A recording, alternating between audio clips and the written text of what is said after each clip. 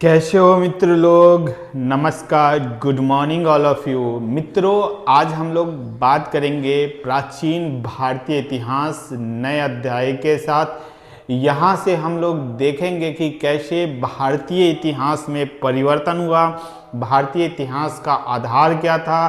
भारतीय इतिहास में लगभग 600 बीसी यानी ईसा पूर्व के बाद से लेकर के और 712 तक यानी प्राचीन भारतीय इतिहास में अध्ययन क्रम, इससे संबंधित बदलाव, इसमें सामाजिक आर्थिक राजनीतिक परिवर्तन और इससे संबंधित प्रमुख व्यक्ति और उनसे संबंधित प्रमुख शासन व्यवस्था तथा साम्राज्य की बात करेंगे।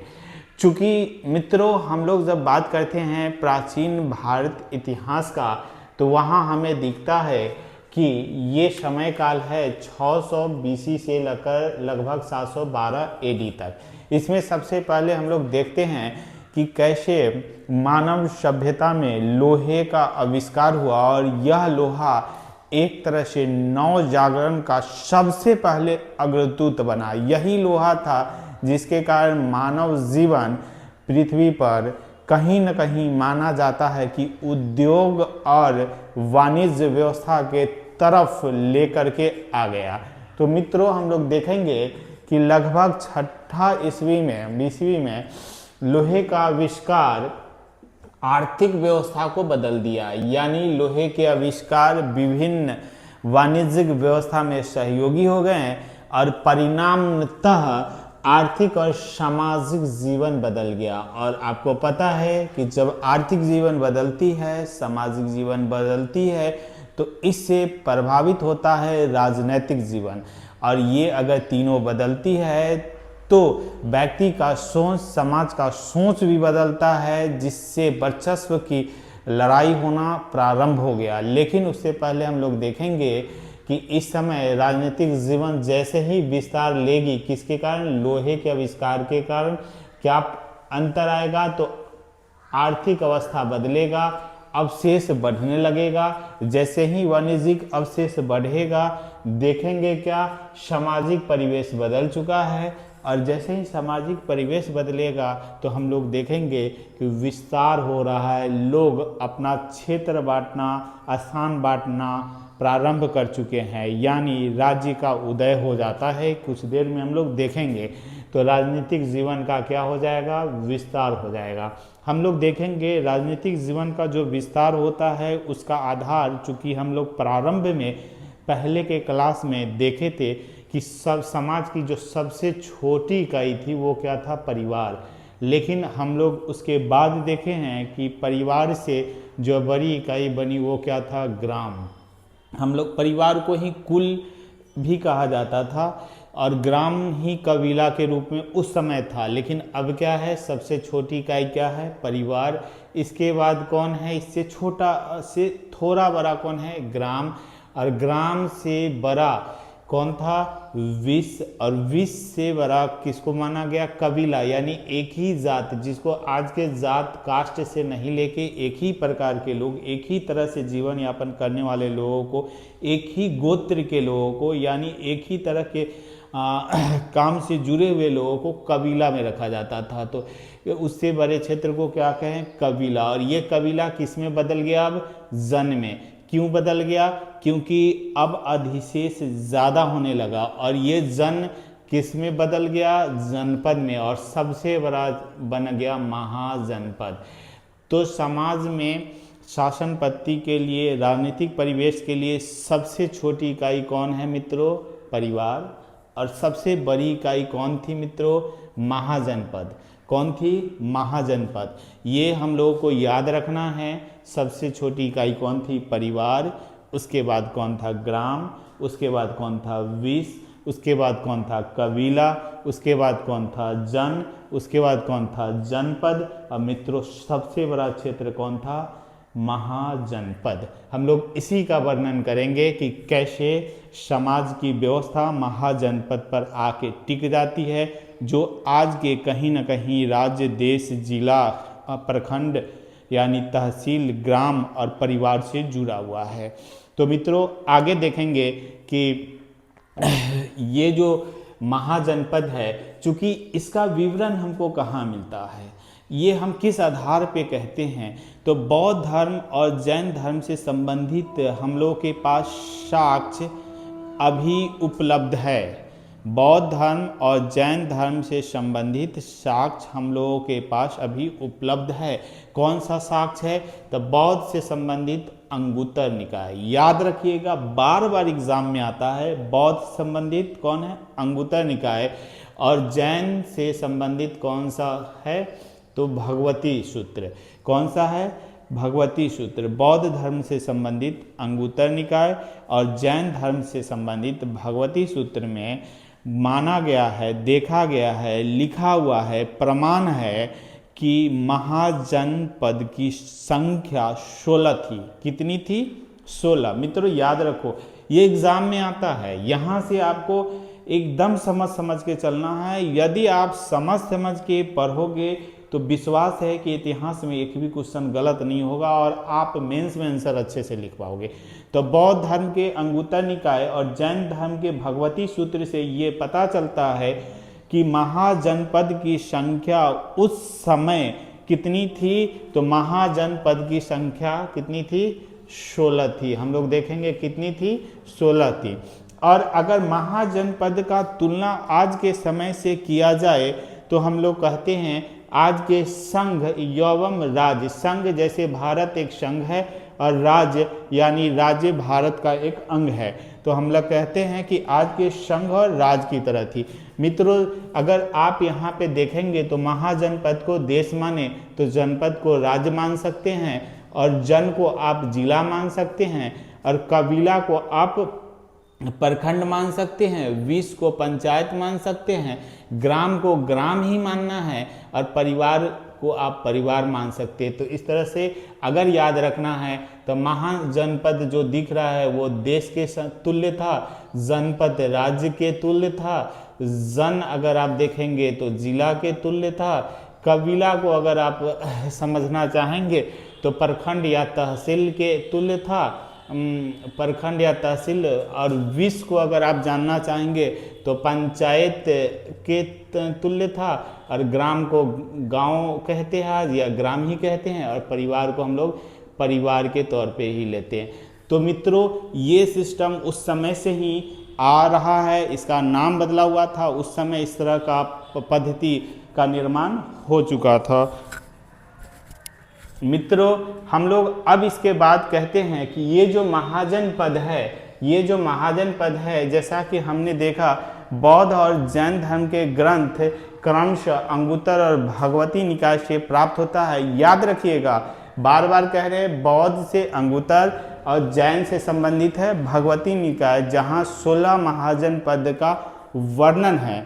मित्रों सबसे आश्चर्य की बात है कि इसमें सबसे ज़्यादा 8 जो महाजनपद है आज के उत्तर प्रदेश में है, आज के मध्य यानी उत्तर प्रदेश में है, आज के उत्तर प्रदेश में है, और 3 कहाँ पर है, बिहार में है। ये भी आपको याद रखना है, 3 महाजनपद कहाँ हैं, बिहार में है, जबकि 8 महाजनपद कहाँ हैं, तो यूपी में है। 1 महाजनपद वही क्षिप्रा नदी के किनारे मध्य प्रदेश में है, जबकि 1 आज के राजस्थान में माना गया है, देखा गया है, और 1 साउथ यानी आंध्रा में है। साउथ में कहाँ है, आंध्रा में है, और 2 आज के भारत से बाहर है, आज के भारत से बाहर है। तो चलिए मित्रों हम लोग देखते हैं कि ये जो महाजनपद उस समय का था वो कौन कौन सा था और कहाँ कहाँ है, उसकी राजधानी कौन कौन सी थी।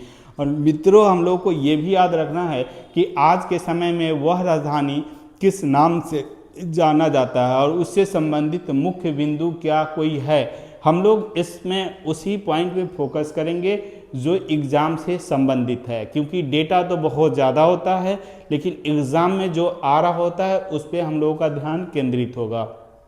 तो मित्रों सबसे पहले हम लोग बिहार के 3 वह क्षेत्र देखेंगे जो उस समय महाजनपद के नाम से जाना जाता था, महाजनपद के नाम से जाना जाता था। तो हम लोग यहाँ पे एक हेडलाइन देंगे, लिखेंगे महाजनपद, फिर उसके सामने लिखेंगे राजधानी कि उस पद का राजधानी कौन सा था। इसके बगल में हम उस समय की राजधानी यहाँ लिखे हैं, ब्रैकेट में आज का नाम लिख दिए हैं जो जो इम्पोर्टेंट लगा है। फिर लिखेंगे इससे संबंधित केंद्र बिंदु, इम्पोर्टेंट कोई जो एग्ज़ाम में आ सकता है वो। तो मित्रों सबसे पहले बिहार से संबंधित उस समय का 3 महाजनपद कौन कौन हैं तो हम लोग देखेंगे। एक है मगध, याद रखना है, रट जाना है, समझ जाना है और समझ के आधार पे एग्ज़ाम में सही करके आना है। तो बिहार में कौन कौन है तो मगध है, दूसरा कौन है अंग है, तीसरा कौन है वज्जी है। बिहार में 3 महाजनपद थे उस समय जो अभी के बिहार में स्थित है। वो कौन कौन है, मगध है जिसको सबसे शक्तिशाली भी माना जाता है। आगे चल के हम लोग मगध से ही प्रारंभ करेंगे वंश को पढ़ना, राज्य व्यवस्था को पढ़ना, ठीक है। तो बिहार में है प्रथम कौन है मगध है, दूसरा कौन है वज्जी है, तीसरा कौन है अंग है। तो हम लोग देखते हैं पहला मगध। मगध को देखेंगे, मगध की राजधानी राजगिरी थी। राजगिरी आज का राजगीर है। राजगीर और गया वाला जो क्षेत्र है आज का वही राजगिरी के नाम से जाना जाता था। राजगिरी दक्षिण बिहार में ये आता है और इसी को हम लोग कहते हैं आज के समय में पटना या गया, और ये उस समय सबसे शक्तिशाली क्षेत्र था। फिर हम लोग दूसरा देखेंगे बिहार में कौन सा महाजनपद था तो अंग था। कौन था, अंग था। कौन था, अंग था। याद रखेंगे अंग, ये चंपा, इसकी राजधानी क्या मानी जाती है, जाना जाता है किस नाम से, चंपा के नाम से जाना जाता है। और आज के भागलपुर का जो क्षेत्र है, बिहार को अगर आप देखते हैं, बिहार को अगर आप देखते हैं तो ये जो भागलपुर का जो क्षेत्र है, ये जो क्षेत्र है भागलपुर का जो क्षेत्र है, यही क्षेत्र चंपा के नाम से जाना जाता था उस समय, आज भागलपुर के नाम से। तीसरा कौन है बिहार में, वज्जी है। वज्जी वह क्षेत्र जो तिरहुत के नाम से आज के समय में जाना जाता था और इसकी राजधानी वैशाली है और कहा जाता है विश्व की प्रथम गणतंत्र वैशाली में ही थी। और 8 छोटे छोटे गणराज्य को मिलकर के एक महाजनपद के रूप में वैशाली राजधानी थी। वज्जी को ही जाना जाता है, याद रखेंगे मित्रों। अब हम लोग बात करते हैं मध्य प्रदेश वाला एक, कौन, मध्य प्रदेश वाला एक, और मध्य प्रदेश वाला कौन है तो उज्जैन है, अवंती। कौन है, अवंती। उज्जैन के किनारे, यानी उज्जैन जो उसकी राजधानी थी उसी को एक और नाम से जाना जाता है महिष्मती। क्षिप्रा नदी के किनारे है ये उज्जैन या महिष्मती। तो कौन है, अवंती। अब हम लोग एक और बात करेंगे जो राजस्थान के क्षेत्र में है, वो कौन है महाजनपद, मत्स्य। उसकी राजधानी कौन है, विराटनगर। विराटनगर को आज किस नाम से जाना जाता है, जयपुर के नाम से जाना जाता है। किस नाम से जाना जाता है, जयपुर के नाम से जाना जाता है। उसके बाद हम लोग देखेंगे कि नेक्स्ट है अशमक है। अशमक कहाँ है ये महाजनपद तो आज के आंध्र प्रदेश में पड़ता है और इसकी राजधानी कौन है, पोतन या प्रतिष्ठान, जो कहाँ है, आंध्र प्रदेश में। इससे एक चीज़ याद रखना है एग्ज़ाम के लिए कि ये नर्मदा और गोदावरी के बीच स्थित है। आज के नर्मदा और गोदावरी के बीच वाला जो क्षेत्र है वहीं पे अशमक महाजनपद हुआ करती थी। और एक और चीज़ यहाँ याद रखना है कि इसके संस्थापक यानी स्थापक कौन थे तो इक्ष्वाकु वंशीय राजा थे। कौन थे, इक्ष्वाकु वंशीय राजा थे। क्वेश्चन पूछा जा सकता है। एक जो दक्षिण भारत में स्थित महाजनपद कौन सा है तो अशमक है। उसकी राजधानी कौन है तो पोतन या प्रतिष्ठान है। इसके संस्थापक कौन थे तो इक्ष्वाकु वंशीय राजा थे। और ये जगह कहाँ स्थित है तो नर्मदा और देख रहे हैं यहाँ पर कौन, गोदावरी, नर्मदा और गोदावरी के बीच स्थित है। अब हम लोग नेक्स्ट बात करेंगे जो भारत से बाहर है, जो भारत से बाहर है, अदर में लिखे थे यहाँ पे, भारत से बाहर है कौन कौन, कंबोज और गंधार। कंबोज महाजनपद की राजधानी राजपुर है या हाटक है? कहाँ है? राजपुर है या हाटक है? जबकि गंधार की राजधानी तक्षशिला है। गंधार की राजधानी कहाँ है? तक्षशिला है। और इसके बारे में एक लाइन याद रखेंगे कि ये सिंधु और सतलज के बीच वाला, सिंधु नदी और सतलज नदी के बीच वाला क्षेत्र है। इस तरह से मित्रों हम लोग 8 महाजनपद देख चुके हैं। कितना महाजनपद देख चुके हैं अभी तक? 8। अब हम लोग अगला 8 महाजनपद जो यूपी में स्थित है उस पे बात करेंगे। जो यूपी में स्थित है उस पे बात करेंगे। वो कौन कौन है हम लोग देखेंगे। काशी, काशी की राजधानी कौन है? वाराणसी। कौशल, कौशल की राजधानी कौन है? श्रावस्ती।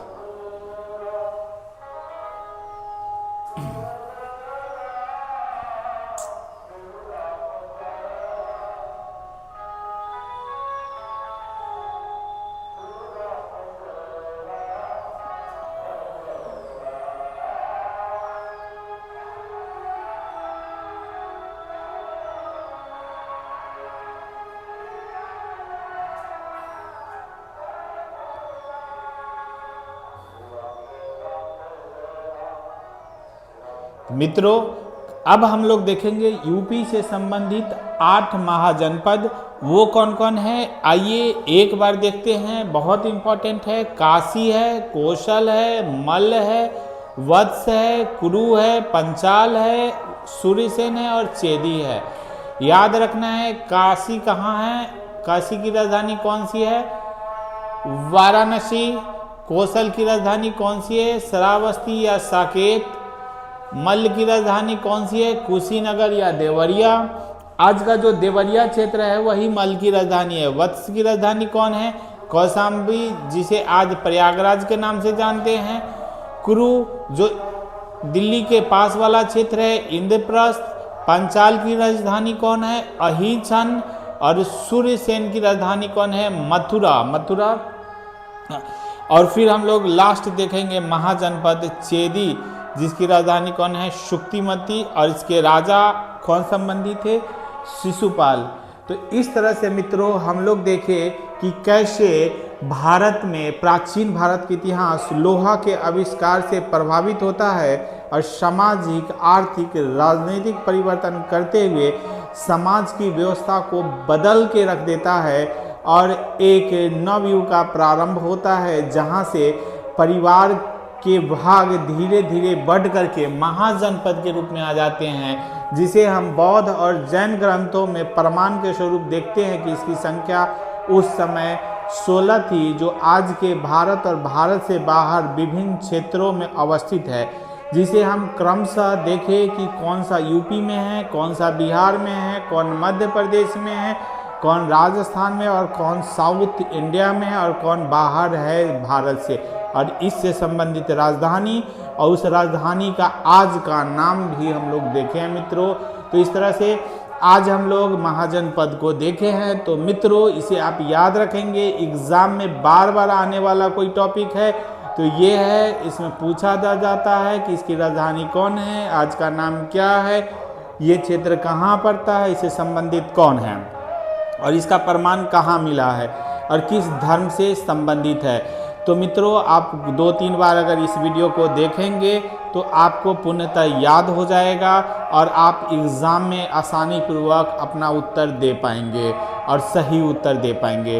तो चलिए मित्रों अब अगले क्लास में हम लोग बात करेंगे इन सारे महाजनपद में सबसे शक्तिशाली महाजनपद मगध महाजनपद का, वह महाजनपद जिसका उत्कर्ष हम लोग मानते हैं मगध के नाम से, जानते हैं मगध से नाम से, और यही मगध महाजनपद हम लोग देखेंगे कि एक विस्तृत शासन व्यवस्था को दिखलाएगा और भारत के प्राचीन इतिहास को संबोधित करते हुए हम लोग आगे के कथन को स्पष्ट करेंगे, समझ को विस्तृत करेंगे और इतिहास को याद रखेंगे इसी के आधार पे। Okay bye, thank you.